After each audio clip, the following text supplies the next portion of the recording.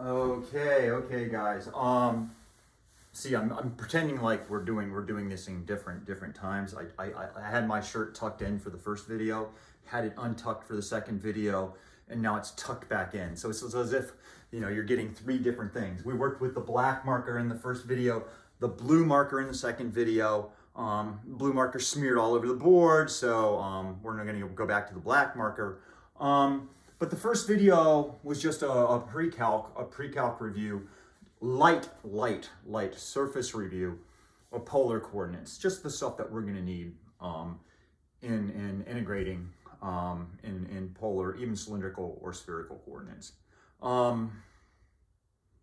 The next video was really I think the hardest thing for students to accept is why there's the R. Why is there the R in the Riemann zone? Why do you need to have that R? And I'm hoping in that second video, I tried to justify waving my hands quite a bit by turning annular regions into rectangles.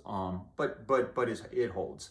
And why we can ignore the little bit of extra stuff that was like the delta R squared when we're there. So now let's actually talk about what section 15.3 is really about, which is integration, which is trying to integrate in polar coordinates. Okay, so now suddenly what we're going to do is we're going to jump from our Cartesian plane to our XYZ, Cartesian system.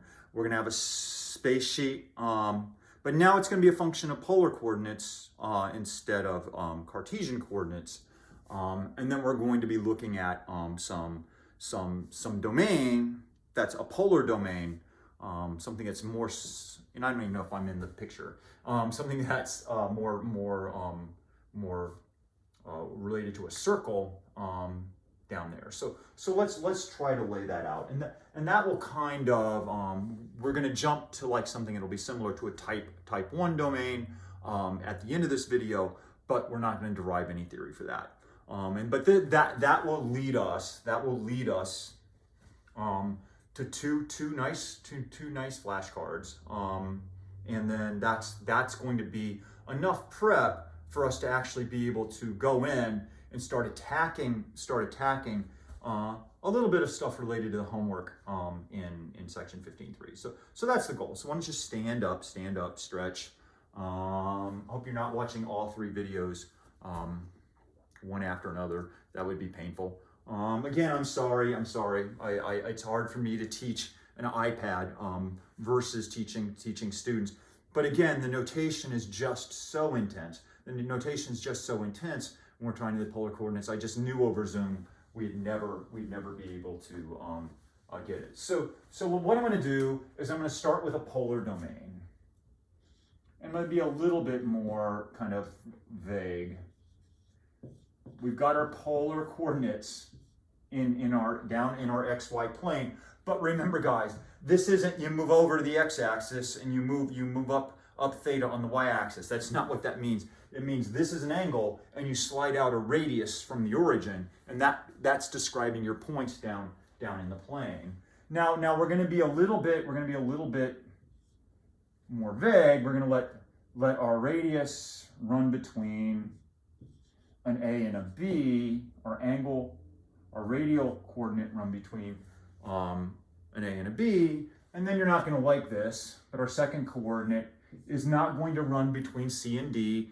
This is Greek, so we got a Greek angle alpha and a Greek radian angle beta.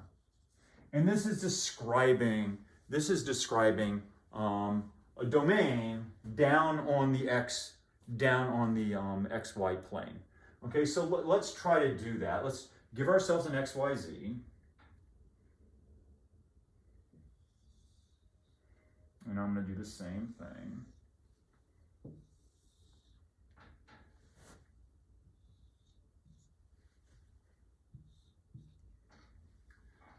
Here's X. Here was Y. Here's Z. Okay, now we're going to describe our domain in polar coordinates. So we've got some angular remember, we're going from the x-axis. We're swinging up some angle alpha. So in the beginning, I'll just try and draw it like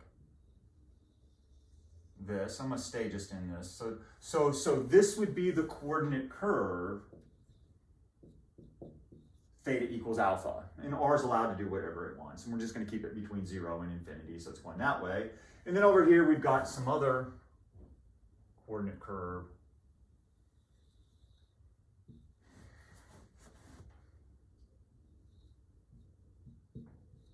Theta equals beta. Okay, and so this is as theta runs, my angular measurement as theta runs between alpha to beta.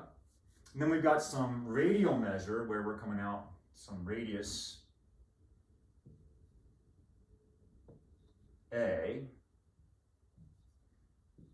We've got some other radius B, and then since from the origin, and then theta is allowed to do whatever it wants, which is going to create down here, and I'll try to draw it a little bit in perspective, this kind of circle that would be down here. And I guess I'm not doing a great job of drawing circles, that we would have there. And now what we're going to do is we're going to have a space sheet, which we're used to thinking of z equals being f of x, y, but we're going to have a space sheet z equals f of r and theta. It's now a function of my polar coordinates. But again, it's going to be a space sheet. You give me any point down in the x, y, z, in this case, r theta z plane. Give me any point in here. We're going to go up, hit the space sheet, which is going to give us a z component. So there's going to be this space sheet floating over top of my xyz plane that's going to be going up like that. And what we're going to be asking is, what's the volume created when we look at using this as my domain and coming up here? Now, I'm not even sure I'm really going to try to draw it, because I'm afraid it's just going to make things more complicated. But you can imagine going straight up, and then we're going to swing down along here, we're going to swing down there, and then we go straight down and straight down. I don't want to mess up the drawing, but I'm hoping that you guys, the book has drawings in it. I'm hoping that you guys are going to be able to say, okay, yeah, Dr. Warren, I believe that there's going to be a volume there. How do I find that? Okay, and so what we're going to do is we're going to set up a Riemann sum. We're going to chop our radial domain into 4 pieces and our angular domain into 3 pieces, just like what we were doing before. So delta r would be equal to what? And delta theta would be equal to what? You go ahead, you mark it down. We're chopping our radial domain, into four pieces, and we're chopping our angular domain into 3 pieces. And you go ahead and mark down what I'm going to write there. Pause me, just go ahead. Write down something. You better write down something. Okay, I know Gordon's writing down something, and I know Dylan's writing down something. Trevor, are you writing down something? Oh, good, Trevor, you are. Okay. Ryan, are you writing down something? I know you are, Ryan. Okay, so we're looking here. Okay, well, what are the endpoints of my radial domain? Well, it's running between A and B, so this would be B minus A over 4, because we can't understand it with 4 and 3, we're done. Okay, and my angular domain is running between alpha and beta, so beta minus alpha over 3. Now let's get our points down here in polar coordinates for our Riemann sum. So then my r sub k would be equal to A plus k times delta r, and my theta sub j's would be equal to what? You write it down. My theta sub j's would be equal to what? And hopefully you wrote alpha plus j times delta theta. Now this is going to create something very similar to what we had before. We're chopping our radial domain into 4 pieces. So this would be like my R0. This would be my R1. This would be my R2. This would be my R3 and my R4. This is, for R equals R1 is going to give me that coordinate curve. R equals R2, R equals R3, R equals R4. This is also going to, theta equals alpha is also going to be theta 0. And then we're chopping into 3 pieces.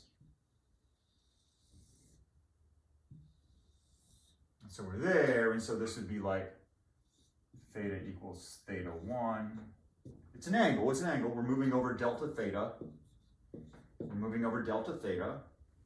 And we add another angle on delta theta. This is like theta equals theta 2. And then over here, this would be add another delta theta. This would be equal to theta equals theta 3. Okay, now let's just pick an arbitrary region that we get here. This, if I just let my coordinate curves chop up my domain here that I want to integrate over, this is what we get. Now what we noticed is that unlike in Cartesian form, where all of these little sub areas have the same area, that's not true in polar coordinates. Now let's imagine that we're going to set up a Riemann sum approximation. Now the distance here is, I better put this in here, delta r, delta r, delta r, delta r. Let's just look at this little area right there. Let's just look at that little area right there and let's just figure it out for this. Well, I know that this is delta r. Okay, what are the coordinates? What are the coordinates and polar coordinates for that point right there? What are the coordinates and for polar coordinates of that point right there? So go ahead and mark that down. What are the coordinates and polar coordinates for that point? And hopefully, like, well, Dr. Warren, this isn't hard. You're over theta 2, and if you run out on that angle, a radius of R3, so this would be R3 theta 2. Now let's evaluate our space sheet at R3 theta 2. So what would you do? So you're now out down in polar, and you want to hit the space sheet. We're going to do the same thing that we would with Cartesian coordinates. We're going to go straight up,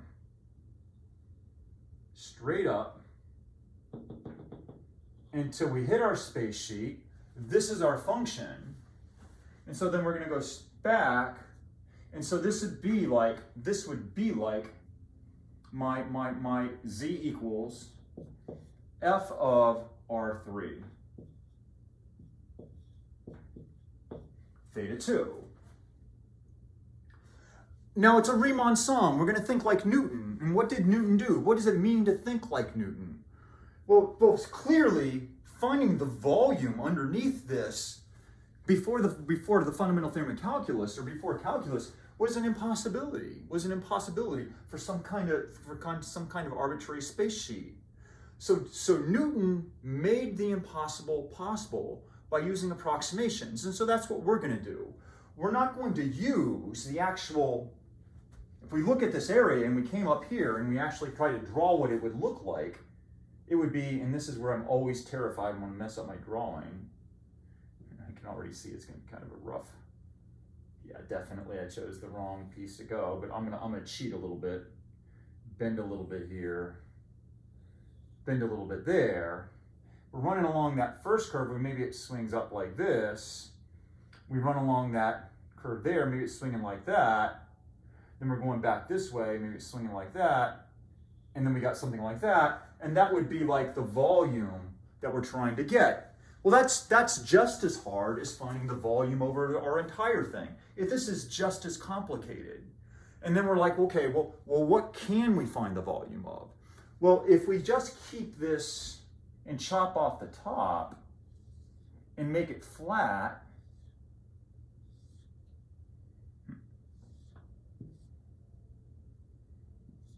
and make that flat, our shape would look something like this.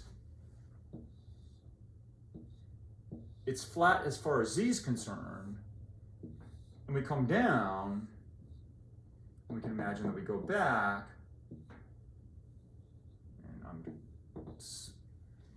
but this is just like finding, this is along the same lines as finding the volume of a cylinder, which is just if we know the area and the height, if we know the area and the height, then the volume's just, in this case pi r squared, is just the area times the height. And we're going to do the same thing. If we can know the area, or a good approximation to the area, times the height, then my volume approximation is going to be that area times that height. Oh, I guess I should have chopped it off up here. This is where I should have. So we're chopping it off up here. My bad. I'm not going to remake the video. We're chopping it off right there. But if I think about what would represent a nice height, well, it's a distance from here to here. And that's just my z equals f of r3 theta 2. So as far as my height and my approximation, that's not so bad. My height would just be the function evaluated at this point here. We're just going to use this as the height and ignore everybody else in there. This is going to be my height and my Riemann sum approximation. Now the question is, how about the area? And this is what we spent the entire last video on.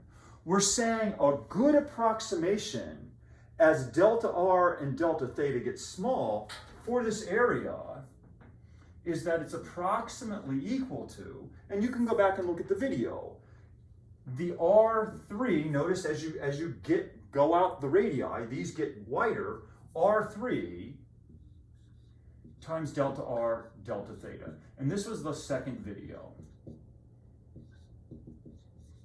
This was the second video. And so what we have here is that this is like, the area is like R3 delta r delta theta. My approximation for my height for the entire thing, where we kind of like thought about chopping off the top, or in this case just making that the top, is f of r3 theta 2. And so to get the approximation for the volume, it's height times my approximation for area. And again, as n goes to infinity and delta r gets smaller, this approximation gets better. And so my approximation would be, and this is where I'm going to write it down, would be my height, f of r3 theta 2, my area approximation, r3 delta r delta theta, and that would be my approximation for this piece. And you're like, okay, Dr. Warren, this sucks. Well, imagine that I did it all over again, but now I'm working with that piece. Well, the only thing that's going to change is, I'm now going to be using R4 for my approximation. So wherever I would see the R3, I'd put the R4. And now I'm not going to use this point, but I'm going to use this point in my right hand. R4 theta 3, but I would end up with a very similar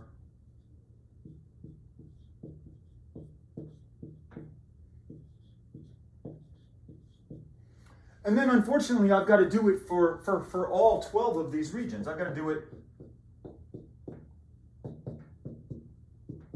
for all 12 of these regions, and no, this isn't going to give a great approximation. At each time, my shape's going to look like something that's cut off flat on the top and comes straight down.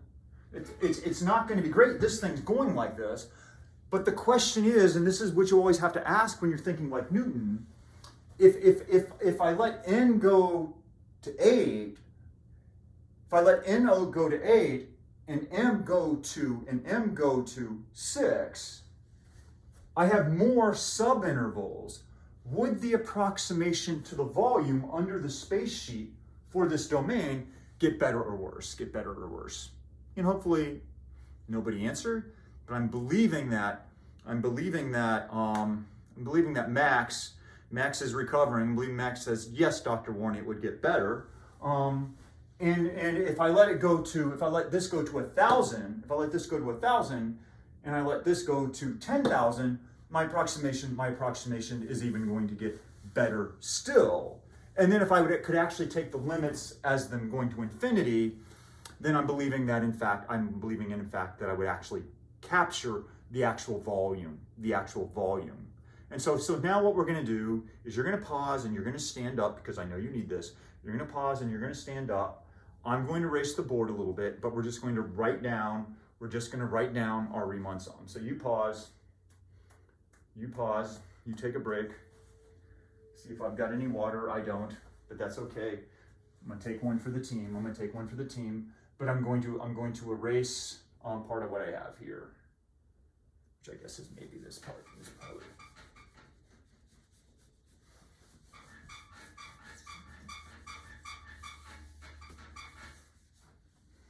And maybe I guess I can probably write it down in here since the video is close enough to the board. So let's imagine that we do this. You're hopefully back. Let's imagine that we do this for each one of these. We get that approximation to these little kind of cylinder kind of shapes, cylinder-like shapes. It's still a cylinder. I know you don't want to believe that. The cylinder you're used to is a right circular cylinder. This is a right cylinder. It's just that the top is not a circle. You're like, Dr. Warren, stop it. No, I know. I'm just trying to teach you. Well, if I did this, I would have 1, 2, 3, 1, 2, 3, 1, 2, 3, stop it. 1, 2, 3, 1, 2, 3. 12 things I need to add together. And guess what I'm not going to do? I'm not going to write them all down, one after the other, plus, plus, plus. We're going to use our more elegant, summation notation. So I noticed that my R sub k's are running between 1 and 4, and my theta sub j's are running between 1 and 3. So I could think about this to get my 12 pieces. I could have a sum going on j on the theta between 1 and 3, and then I could have another sum running on k between 1 and 4, and that would give me my 12 pieces. Now, if I notice in each one of my sums, I've got a delta R,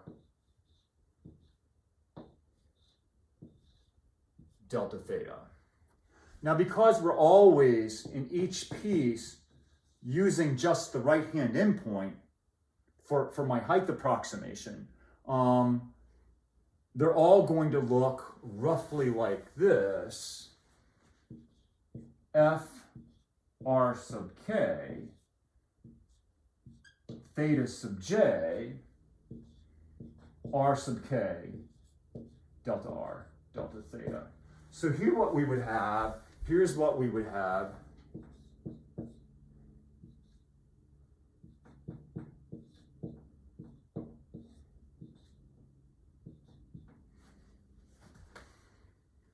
And this would represent my approximation to my volume. A pretty bad approximation. But if I did the whole thing all over again, but I made this 6 and this 8, where I'm now doubling each of these, and I'm doubling each of those, you can hopefully see. If not, the book has some decent drawings of these Riemann sums. If not, just type up Riemann sums for polar coordinates, and you'll get some decent drawings. I just can't show you when I'm doing a video on the board. But hopefully you could see that the only thing that's going to change is the 6 and the 8, and then to get the actual volume, we could let this be n, let this be m, and take the limit as nm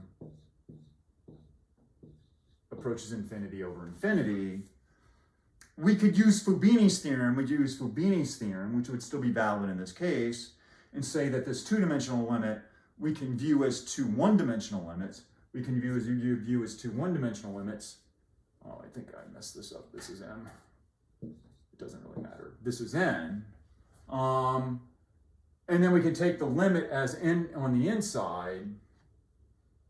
So using Fubini's theorem, this is the same thing as the one-dimensional limit, m going to infinity of this j equals 1 to m, the limit as n approaches infinity of the sum of k equals 1 to n, where this is now inside here, f of r sub k, theta sub j, r sub k, delta r, delta theta. But as far as this limit's concerned, theta sub j is just a constant. So again, using our theory of Riemann sums, this is going to go to an integral. Well, again, delta r is running between b minus a. So this is going to run to the integral wherever I see the r sub k, I can put an r. Now, in this case, we haven't done this one, so this is still going to be a theta sub j at this point. But this is going to be an r. This is going to go to a dr. I've got my delta theta there. This is going to go to the integral. Now, what are our limits? Remember, it was beer can and grapes, but here it's going to be a and b. And we've taken care of this limit. And then we still have this sum on j. Sorry, I'm down here on the bottom of my board. I'll get out of the way, and the limit as n goes to infinity. I did this so that you would be able to see, and I'm still writing like crap. This is the limit as n goes to infinity, the sum of j equals 1 to m, the integral from a to b of f of r, theta sub j, r, dr, d theta. But now let's deal with this. This is also a Riemann sum. Where my delta theta is running between beta and alpha. And so this is also going to go to an integral. We're using a one-dimensional integral and another one-dimensional integral. Wherever I see the theta sub j, I can then put a theta. Where I see my delta theta, I can put a d theta. And now remember, theta is running between beta and alpha. And so finally, we can find that the volume can be found if we can do the following integral. Theta is running between alpha and beta.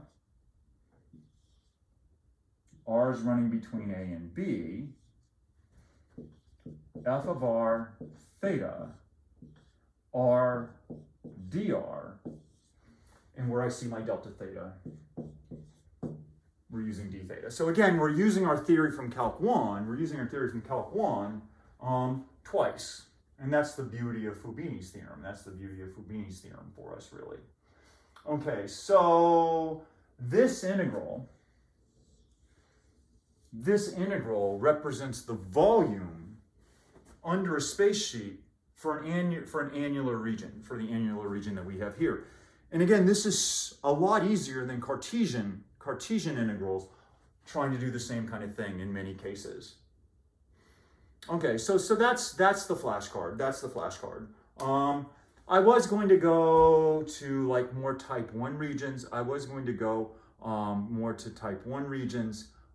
I think that's probably enough right now. Do I want to?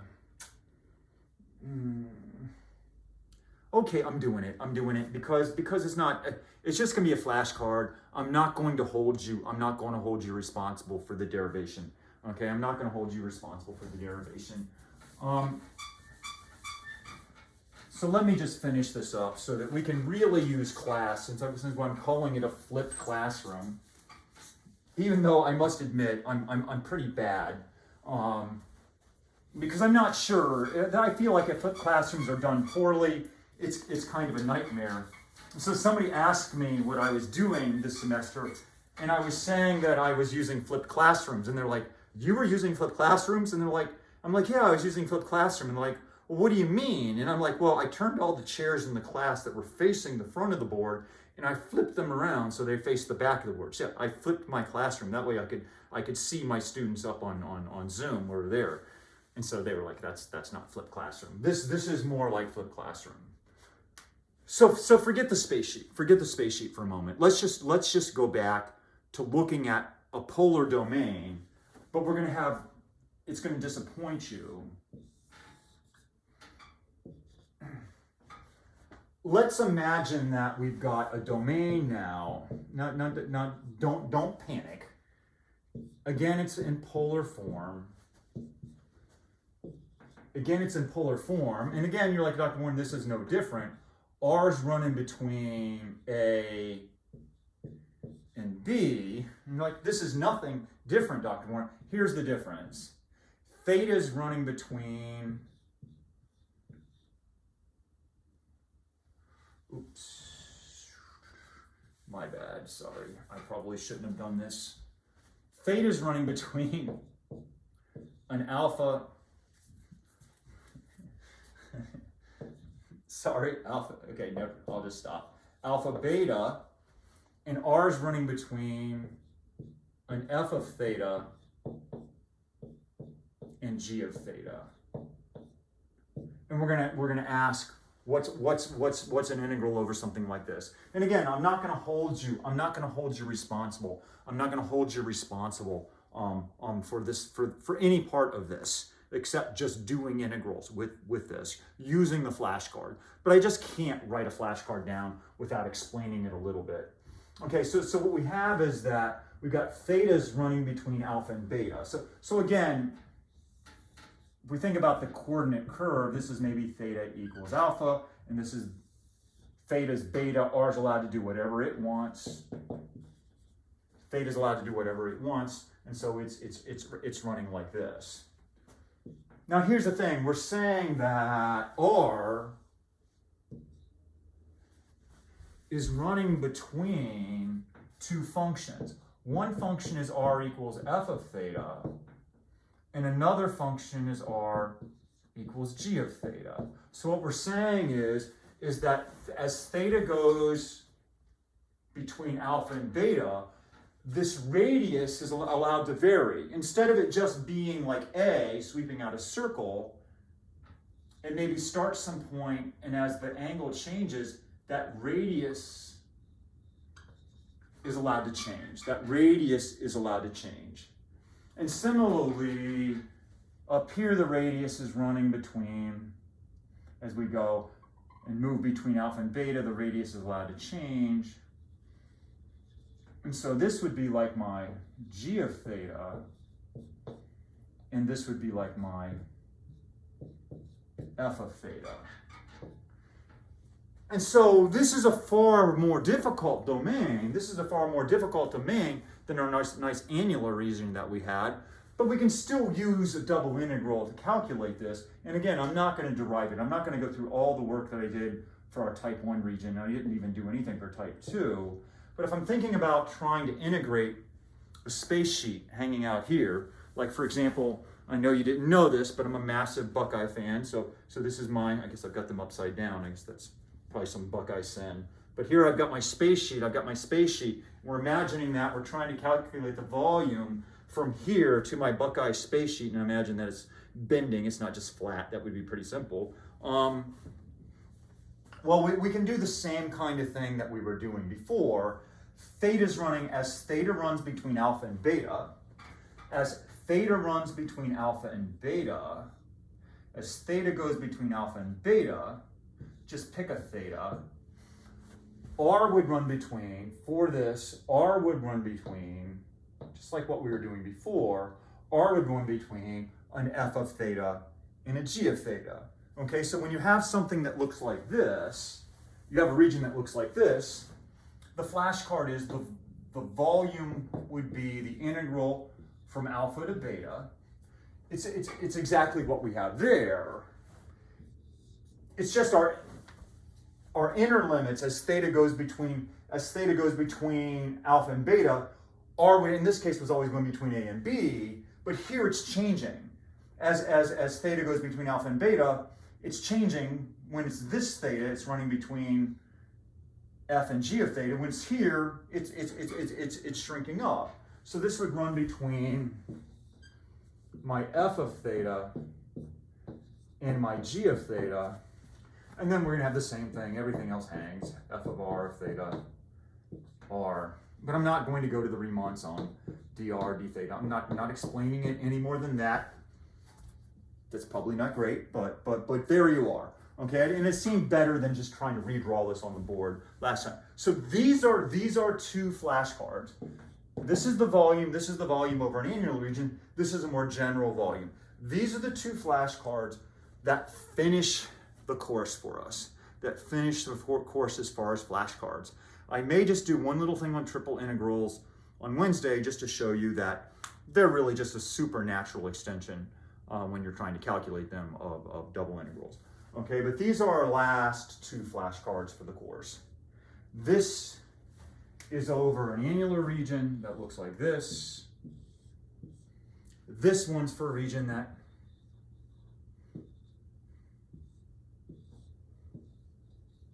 more looks like that, where this is my F of theta and this is my G of theta.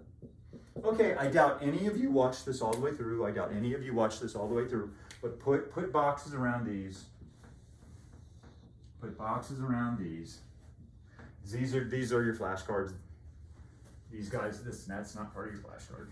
That box, and then this box.